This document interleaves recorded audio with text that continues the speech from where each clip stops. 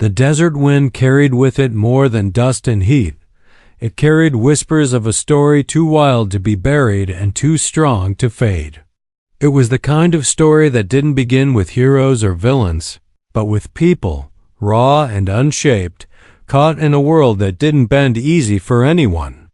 Out where the sky stretched wider than any man's reach, and the mountains cut the horizon with sharp edges, life itself was a gamble.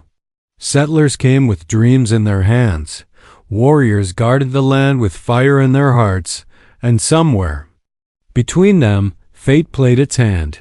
She was too small to keep, the kind of woman others might overlook at first glance. But those who did never forgot her.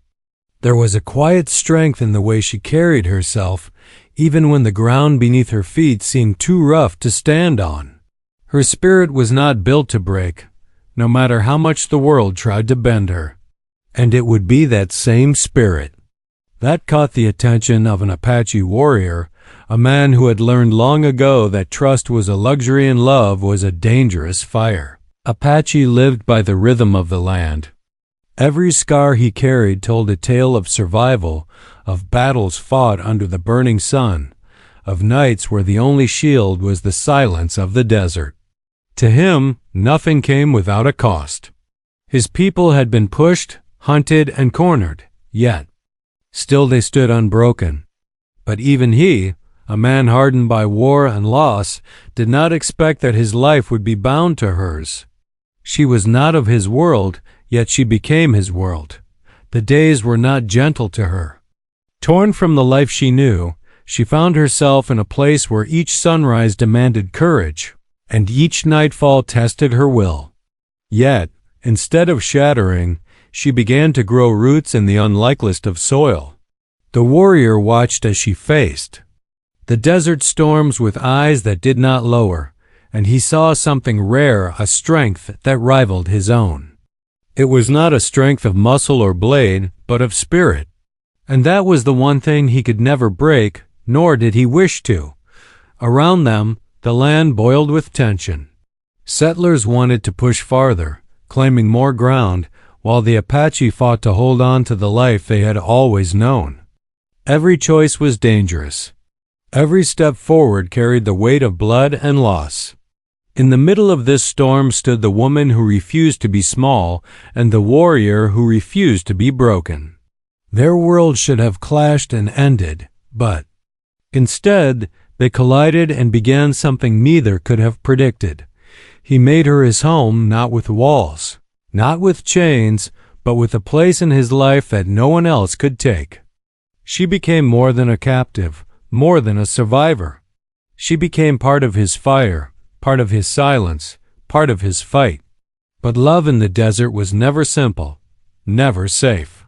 It was a test written across the sand, waiting for the wind to decide if it would endure. And so the story begins with a woman too small to keep, and a man too strong to break, drawn together in a world that threatened to tear them apart.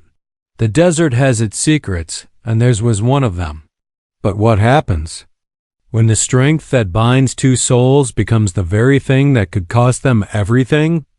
The answer waits in the shadows of the mountains, where the firelight flickers, and the next choice will decide not just their fate, but the fate of everyone who dares to stand between love and survival. The fire settled into a low, steady glow, and the desert spoke in small sounds: the crack of a seed pod, the brush of a night breeze across dry grass, the hiss of sand sliding down a slope.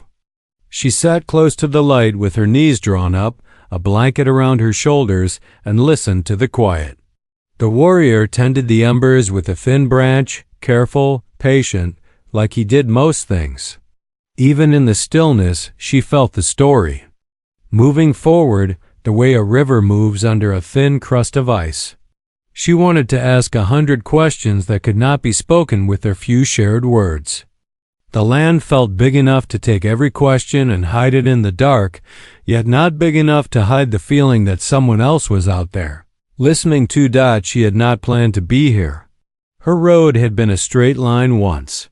Follow the wagon, find a plot near a river that did not run dry, plant a small garden, make a home. That was the Western love tale she knew, simple, honest work on the frontier and mornings kissed by light that painted the mesas gold. People had called her too small to keep since she was little, as if size measured spirit. She learned early to do more with less, to carry water without spilling, to lift what others thought she couldn't, to read the wind through the cottonwoods as if the leaves were letters. She brought west a cedar box with seeds saved from her mother's hands, wrapped in cloth and hope. When the storm came, it found her anyway. It was a dust storm that separated her from the wagons, rough and sudden. The world went yellow then, brown then none at all. Horses screamed and went silent, and the air felt like cloth pressed to the mouth. She covered her face, called out, and the wind took her voice. When the gusts eased, nothing looked familiar. She found the tracks, lost them, found them again, and then the ground tilted into a dry wash where heat pooled like a trap. That was where he found her half crouched beside a stunted cactus, breath ragged, eyes stubborn. He gave water first, not words. Water and shade, a slow walk to a small overhang of rock where the air cooled. She went because she knew, even then, that a life saved by pride is still a life lost. He did not give his name, so she did not offer hers. There was something old in his face, not from years but from Miles' cheekbones carved by sun, a scar at the jaw that looked like a river seen from a canyon rim. He moved with ease through the brush, stepping where the ground held firm, reading the trail with the same care others used when holding a newborn. He belonged to the land in the way a hawk belongs to the sky, not as an owner, not even as a guest, but as a truth. He was Apache, and his people's story was braided into these ridges and valleys. He carried that story as if it were a sacred bundle, and she felt the weight of it even when he was silent. In the days that followed, she learned small words the way a child learns light, by feeling it on the skin first. He taught her the name of the river that appeared like a blessing after a hard climb, the name of a plant that healed a cracked lip, the sound a night bird made when rain was near. She showed him the cedar box and the seeds, and his eyes softened in a way that made her chest go tight. He touched the box as if it were a living thing, then set it back in her palms with quiet respect. They ate simple food and watched the sunset turn the horizon into fire, and none of it answered the question both of them held. Where would she belong when the wind changed again? His people kept a small camp hidden beyond a bend of rock, near a spring that lived even in mean years. The tents were neat, the tools clean, the laughter easy but careful, as if joy itself had learned to speak softly. Elders sat under a cedar's thin shade and watched the light, measuring it like time. She felt eyes on her, not cruel, not warm, but weighing. She understood enough. A settler lost in Apache country could mean trouble, even if she came with seeds and no weapons and a heart not looking for harm. Yet the warrior had brought her in, and the camp respected that. For now the land held at night, stories passed over the fire like bowls. She heard words she couldn't follow and still felt their shape. A boy who found a wild mustang and taught it to trust. A winter of short rations when the people shared down to the last handful. A day the river rose and took a bridge no one missed. The warrior spoke less of himself and more of the ground, as if the ground was the only past that mattered. Once, under a sky thick with stars, he told her of a small ravine where willow grew and birds nested low because the wind there was kind. He said it was a good place for a garden if someone ever dared plant one. She looked at her cedar box and then at him, and the air between them felt like a door almost, but not opened. The world beyond their circle moved too. At a trading post 2 long days away, talk traveled faster than horses. A surveyor had set red flags near the far canyon. Someone found a streak of metal in a rock face and called it silver. There were rumors of a new road that might creep over the ridge and down into the valley with the spring. Every rumor felt like a wagon wheel pressing deeper into soil not meant for it. The elders were concerned. The warrior's hands tightened. Around the branch he used to stir the fire whenever the talk turned to stakes in the ground, lines on a map, fences where deer should pass. The land was not only wind and rock. It was memory, and memory needs room. She felt the pull too. Somewhere out there, her kin would be searching for any sign of her bits of cloth snagged by sage. Prints pressed into the wash before the wind rubbed them smooth, the broken stem of a bloom she touched when she could not help herself. She pictured the wagon, canvas tight, the old mule with a sway back and a stubborn heart, the tin cup tied to a rope that clinked in the night. She knew they would not stop looking until they held proof of loss or hope of return. She wanted to run to them and yet could not step away from the spring, from the willow, from the eyes that had learned her face in the last few days. One morning they found marks in the dust, above the camp that did not belong to anyone here. Boot prints, not moccasins. One heel had a nick shaped like a small bite taken from it, a half moon missing at the edge.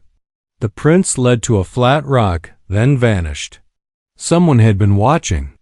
The warrior didn't say the word danger, but the shape of it was in his shoulders. He walked the ridge alone and came back quiet, as if he had spoken with the stone itself and didn't like the reply. She felt the skin on her arms tighten even though the sun was warm. They moved the camp before noon, light and fast. No one raised their voice. No one panicked. It was the smooth urgency of people who had done this before. She helped pack what she could, holding the cedar box under her arm like a small animal. The warrior led them along a dry wash and up a shelf of rock that looked like it would not hold a child, much less a line of travelers. It held. They reached a shallow bowl hidden behind a low lip of stone, unseen from below. The spring there was smaller but clean, and bird calls stitched the morning together. It felt like a place built by silence. That night she woke to a smell she could not name. Not smoke, not sage. A sharp, sour tang like old metal. She sat up and saw the warrior. At the edge of the camp, still and tall. The moon drew a pale line across his cheek. He raised a hand and she stayed where she was. A shape moved along the rim, paused, moved again. Whoever it was left no sound, yet the night felt scraped. When morning came, nothing was missing but a small coil of rope and a tin cup. It would have been nothing if not for the cedar box. The box was gone. For a moment she could not think. The loss knocked the air out of her the way a sudden wave does, even though there was no water for 100 miles. She searched her blankets, the ground, every place it might have slid. The warrior saw her face and went to his knees, looking. Too careful, calm. He found a seed pressed into a scuff by a boot heel, the nicked heel. He placed the seed in her palm. It was a tiny thing, brown and ordinary. She closed her fingers around it like a promise. They followed what little trail there was. The boot prints knew how to hide, but they could not hide from someone who read the land the way others read a page. The path curved toward the far canyon, the one with rumors like hornets around it. At noon they passed a survey stake raw with fresh paint, a bright red slash against the color of the earth. She touched it and pulled her hand back as if it burned. The warrior stared at the stake until the color faded from it, at least in her mind. He turned and kept going. By late light they reached a ledge with a view down into a stretch of country that seemed quiet as sleep. No movement, no horses, no tents. Then a flicker, a glint. She squinted and saw a small shape at the base of a cottonwood near a ribbon of water. The cedar box sat open on the sand, lid propped by a stone. The thief was not there. The seeds were gone. Beside the box, the half-moon print pressed into a soft patch, neat as a stamp. She felt anger come up from a place she did not know she had. The warrior touched her shoulder. His hand was steady, a weight that held her to herself. He studied the ground longer than she did. He pointed to a set of lighter marks. Someone had carried a burden from the cottonwood to the water. Anyone could see that. But then he tapped. The little fan-shaped imprints at the edge of the sand. Quail. He traced the line with his finger and smiled, not with his mouth, but with his eyes. She realized what he was telling her. The seeds were in the water, not to be lost, but to be tested. Someone had poured them into the shallows, maybe to ruin them, maybe not thinking at all. The current here was slow, and some had already settled. In a curve where silt rusted, they knelt in the stream and lifted what they could. The seeds were slick and cold. She cupped them and felt them stick to her skin like hope does when it's wet and stubborn. They spread them in the sun on a smooth stone and waited in the thin afternoon warmth. The warrior fashioned a pouch from a clean strip of cloth and laid the seeds in a careful line. She didn't cry. She hadn't cried since the storm. But when the last seed sat safe in the cloth, she let out a breath she felt like she had held since before she was born. On the way back to the ridge, they watched the sky darken in layers. Dusk gathered under the ocotillo, pooled in hollows, climbed the slope. The moon rose late. Far to the north, a thin column of smoke stitched the horizon. Not a cooking fire, not a camp. It was straight, regular, the kind that comes from a stack. Built by hands planning to stay. She didn't need words to ask. The warrior's jaw tightened. He nodded once. The surveyors had not only looked, they had started to claim. Back at the hidden bowl, the camp listened as the warrior described what they had seen. The elders spoke in a slow rhythm, weighing each thought. No one talked about fighting. They talked about watching, about moving, about keeping children close and fires small. She held the pouch of seeds and felt them heavy against her. The cedar box was still missing, but she could live without a box. The seeds were a different kind of story. They wanted ground. They wanted to become. She knew the place for them, the willow ravine he had described, but the idea felt like asking for rain in a year that forgot how. Later, when most had settled, they walked to the edge of the bowl and sat where the stars could find them. He drew lines in the dust with a twig, two curved shapes facing each other with a narrow path between. A canyon mouth. At the end of the path he made a small circle and tapped it with his finger. Water. He looked at her, question open, and she understood. If they went there, if they planted, if they made the willow ravine a home, it would not be a secret for long. The survey flags would creep over the ridge. The smoke on the horizon would become a noise in the valley. Her people might find her, but so would others. She thought of mornings in a small garden, of beans climbing a willow branch, of water that didn't need to be carried half a mile. She thought of the camp's quiet laughter, the elders under the cedar shade, and the way the warrior's voice gentled when he said the word for spring. She thought of the seed in her palm, the one he had rescued from the scuff of a heel. It would never be safe to choose, but safety had never been the point. Some choices you make because the land asks you to answer. Before dawn a sound woke them. Thin but sure, the clink of metal against stone, steady as a clock. She and the warrior rose and went to the rim. Out beyond the bowl, in the half-light before the sun, figures moved like shadows pinned to the earth by their own weight. Stakes, ropes, a small frame going up where no frame had been yesterday.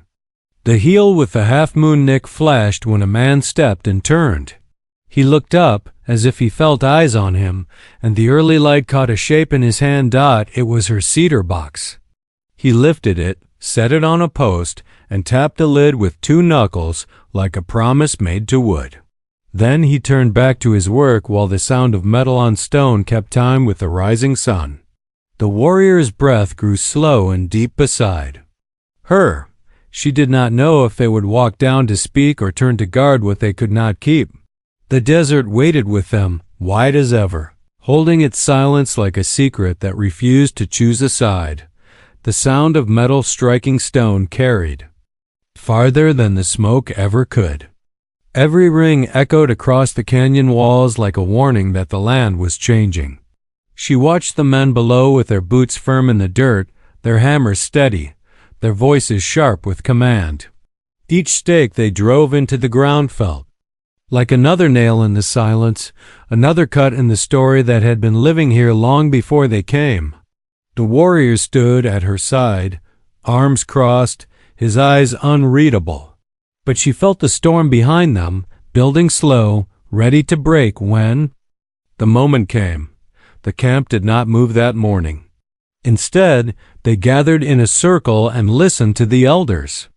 Some urged leaving while there was still time, finding another spring, another hollow where the earth was still theirs. Others said leaving only gave the intruders more ground, more reason to press forward. The warrior said little, but when he spoke, his words landed heavy. He reminded them that the canyon was not just stone and water, it was memory. It was promise. It was the blood of their fathers buried in the soil. To give it up was to cut away part of themselves. His voice was low, steady, but the tension underneath it felt like the pull of a bowstring. She sat at the edge of the circle, fingers tight around the pouch of seeds. She did not belong to the council, yet their words pierced her as if they were aimed at her alone. The surveyors who planted their flags were men like her own people settlers, wanderers chasing the promise of land, men who carried the hunger for more in their eyes. She knew their kind. She had eaten from the same pots, prayed over the same fields, hoped for the same rain. Yet standing here, with the fire crackling low and the eyes of the Apache around her, she felt the divide like a canyon with no bridge. She wondered if her kin would see her as traitor or lost soul if they ever found her. The warrior's younger brother, sharp-eyed and restless, broke into the talk with a burst of anger. He wanted to strike first, to ride down in the night and drive the intruders away before the frame of their camp became walls too strong to tear down. His voice shook with the weight of youth, with the need to prove strength. Some nodded, but the elders' silence was louder than their approval. Bloodshed would not vanish the surveyors, it would bring more. Soldiers, rifles, chains of wagons heavy with men who knew only how to march and take. She knew this truth, and from the look on his face, the warrior knew it too. As the debate stretched into the night, she wandered to the edge of camp.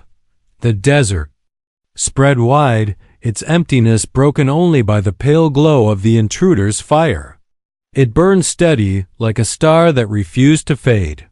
She thought of the cedar box nailed to their post, displayed as if it were a trophy.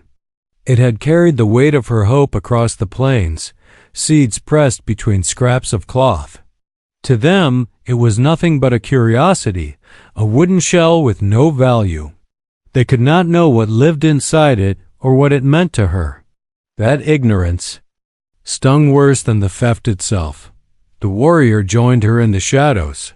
He did not speak at first, only followed her gaze down to the camp below. When he finally spoke, his voice was soft but unshaken. He told her that the land was like a woman, small in the eyes of those who did not know her, but impossible to break for those who did. It would yield only when it chose to, and never fully belong to those who took without asking.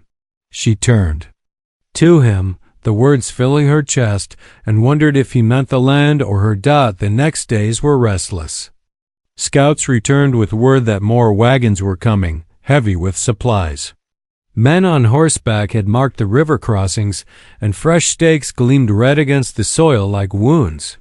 Each report carved deeper into the camp's spirit. The elders spoke of moving the children farther south. The women gathered what they could carry, never sure if tonight or tomorrow would be the last night here. Yet no one left. It was as if their feet had grown roots in this soil, binding them to the land even as it trembled under the weight of change. She found herself drawn to the willow ravine, where the stream bent in a quiet curve. The water whispered over stone, cool and patient.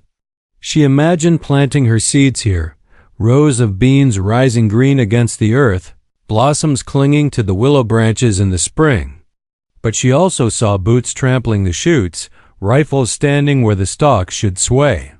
Dreams and danger lived side by side, and she felt the ache of wanting both home and safety, knowing they could not live together. One evening, a rider from the camp disappeared. He was the warrior's cousin, a man who carried silence like a shield. When the camp realized he had not returned by dawn, whispers filled the air.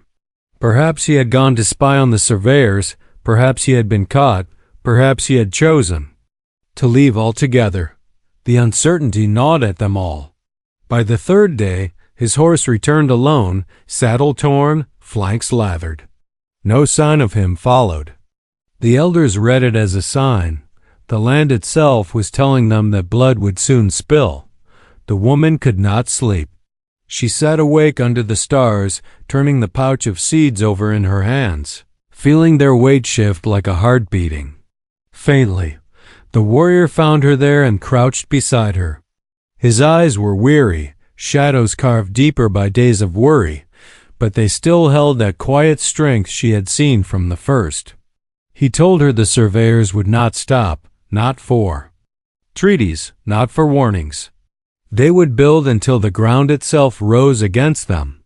He looked at her then, and she knew his next words would matter more than any before. He asked if she would leave when the time came, return to her people if they could be found. The question struck her harder than she expected. She thought of her kin, the wagon rolling on without her, faces lined with worry, hands blistered from the road. She thought of the life she had once believed was waiting for her fences, a hearth, mornings filled with labor but safety too. Then she looked at the warrior, at the firelight catching the scar on his jaw, at the land stretching silent around them, and she could not answer. Her silence was an answer of its own, and he nodded as if he had expected it. The tension grew, sharper each day. Children were kept close, fires burned low, and scouts circled the canyon like restless hawks. The surveyors worked steadily, frame by frame, until their camp began to take shape. Smoke rose every evening, thicker now, not just from fires but from chimneys built to last. Wagons came and went, and each one carried more than the last. The sound of hammers never ceased.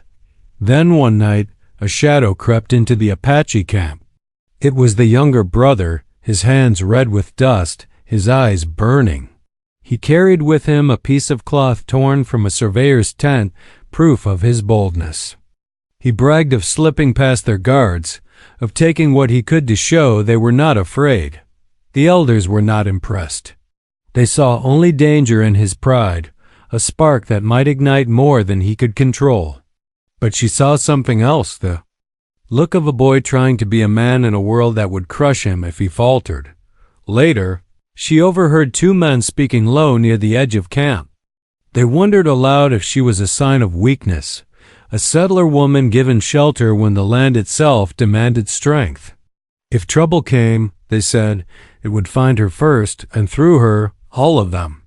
The words cut deep, but she kept her face still, her step steady. She knew she did not belong fully to either world, and that was a wound that might never heal. As dawn broke, the warrior stood at the rim of the canyon once more. She joined him, both of them silent, watching the smoke rise below. The frame had become walls now, and the walls would soon become a fort. The cedar box still hung on the post, the sun bleaching its wood pale, a relic of her hope displayed as if to mock her. She felt her breath catch as the wind shifted, carrying the sound of laughter up the canyon. Laughter, loud and careless, as if the men below had already claimed the land and all who stood upon it. The warrior placed a hand on her shoulder, steady and sure, but his eyes never left the smoke. She knew what he was thinking, what they were all thinking. The time for choice was nearing, and the land itself would not wait much longer. The seeds in her pouch pressed against her side, warm with promise, heavy with danger. Somewhere between the laughter below and the silence around her, she felt the weight of a future that had not yet chosen its shape, and in that moment, she knew one truth with more certainty than anything she had ever held. Whatever path lay ahead, it would not let them remain untouched. The storm that had been building was near, and when it broke, nothing, neither love nor land nor memory, would be left the same. The nights grew shorter, or maybe it only felt that way. Sleep came uneasy, broken by the sound of horses in the distance, the low rumble of wagons moving after dark, and the hammer of iron striking stone far below. Every noise seemed sharper now, every shadow heavier. The camp lived in a hush, waiting for the moment when silence would shatter. Even the children sensed it, playing less, whispering more, their small eyes searching the faces of the elders as if answers might slip from their lips in the dark. She carried the pouch of seeds against her chest as though they were her heartbeat. The warrior walked the ridges each dawn, scanning the valley where smoke coiled thicker now, rising from chimneys that stood like stubborn sentries against the horizon. The cedar box still hung on the post, weathered by sun and dust, its wood bleaching bone pale. She hated the sight of it but could not look away. It had once been her hope. Now it stood as a mark, a signal, a claim on something that was never theirs to take. The younger brother grew restless, sharpening his blade long into the night, whispering about striking first. Some of the younger men gathered around him, drawn by the heat in his words, hungry for proof that they were not afraid. The elders spoke of patience, of moving quietly, of watching the land before making choices. But patience had begun to taste like weakness, and fear was creeping through the camp like smoke that refused to clear. One evening, a scout returned with news that twisted every stomach. The surveyors were not just staking ground for cabins, had driven a line of posts along the stream itself, hammering into the soft soil where the water bent toward the willow ravine. She thought of the place where she had imagined planting, where the soil had seemed ready to take her seeds. Now red paint marked it like a wound. She pressed her hand against the pouch and felt the fragile weight inside. Her garden lived only in her chest now, and even that dream trembled. The warrior gathered the camp that night. His voice carried low but steady, the firelight flickering across faces tense with waiting. He told them the truth none wanted to hear, that the intruders were no longer passing through. They meant to stay, to build, to hold, and they would not leave unless forced. The air grew heavy with the words, pressing against them all. The younger brother demanded action, his voice sharp with anger. The elders argued that to strike would invite war. And through it all, she sat in silence, the pouch clutched tight, her heart beating too fast. When the fire burned low, the warrior came to her. He asked again if she wished to leave, if she wished to go down to the valley and speak to the men in her own tongue, to tell them that she was not lost, not captive, not enemy. For a moment she imagined it, their surprise, their questions, their rough laughter when she asked them to stop. But she also imagined their hands on her seeds, their boots in the ravine, their rifles on the ridge. She shook her head slowly, and the warrior's jaw tightened, though his eyes softened. The next morning, smoke on the horizon thickened, joined by a line of dust rising from the east. Wagons, more men, more tools. The sound of hammering became a rhythm that never ended, steady as a drumbeat of conquest. The camp fell into a tense quiet. They all knew the moment was near. Even the horses pawed the earth as if feeling the weight of what was coming. That night, under a sky crowded with stars, the younger brother slipped from camp again. She saw him go, his figure sharp against the firelight before he vanished into shadow. The warrior did not stop him. He only watched, his face carved with the knowledge that a boy's anger could ignite a fire none of them were ready for. She lay awake long after, her ears straining for any sound. Before dawn, a cry split the air. A rider stumbled back into camp, wild-eyed, his breath ragged. He carried news that froze the circle in place. The younger brother had struck the surveyor's camp. He had cut down their flags, set fire to a wagon, and loosed their horses into the night. But he had been seen. Shots were fired. Men were chasing him even now. The camp erupted, voices clashing, fear and fury tangling in the firelight. The elders spoke of fleeing before soldiers came. Others demanded they stand and fight. The warrior said nothing. He only strapped on his bow, his knife, and his resolve. He told her to stay close, his voice lower than the crackle of the fire. She tried to ask what would happen, but the words stuck. His eyes, steady and dark, gave no answer. She could hold. The sun rose red, painting the canyon in fire. Down below, the surveyor's camp was in chaos. Smoke curled from a half-burned wagon. Men shouted, rifles glinting in the early light. And nailed higher than before, on a new post at the center of their camp, hung her cedar box. Its lid was broken now, hanging loose, its insides empty, displayed not as a prize but as a warning. Her chest tightened. She clutched the pouch of seeds, every heartbeat echoing like thunder in her ears. The warrior stood tall at the rim, his shoulders squared, his gaze locked on the valley below. Around them, the camp braced in silence, every soul waiting for what could no longer be delayed. The land itself seemed to hold its breath, as if the desert knew the moment of breaking had come, and still the sound of hammers carried, steady and sure, each strike pulling them closer to the edge of the storm that was about to break. The red dawn bled across the canyon as if the sky itself knew what was coming. The cedar box hung higher than ever, its broken lid swaying with the wind, the hollow shell mocking all that had been taken. From the ridge, the Apache camp held its silence like a blade waiting to strike. The warriors stood firm, shoulders square, eyes steady, but she could feel the tension in him, the quiet storm pressing against his skin. The younger brother had not returned, and no one knew if he still drew breath. That question lingered heavy, just one of many that begged for answers. As the valley below burned with smoke and defiance, the surveyors did not retreat after the fire. They gathered instead, pulling their wagons tighter, posting guards with rifles at every edge. What had begun as stakes and flags had now become a fortress of men who believed the land was already theirs. The sound of their hammers did not falter. The rhythm carried across the ridges, each strike like a challenge thrown into the desert air. She clutched the pouch of seeds, feeling their fragile weight press into her palm, a reminder of why she had stayed, of why the fight mattered even if her place in it was uncertain. The elders gathered again, voices low, heavy with the weight of choice. Some urged retreat, arguing the land would still live even if they walked away, that survival was the greater victory.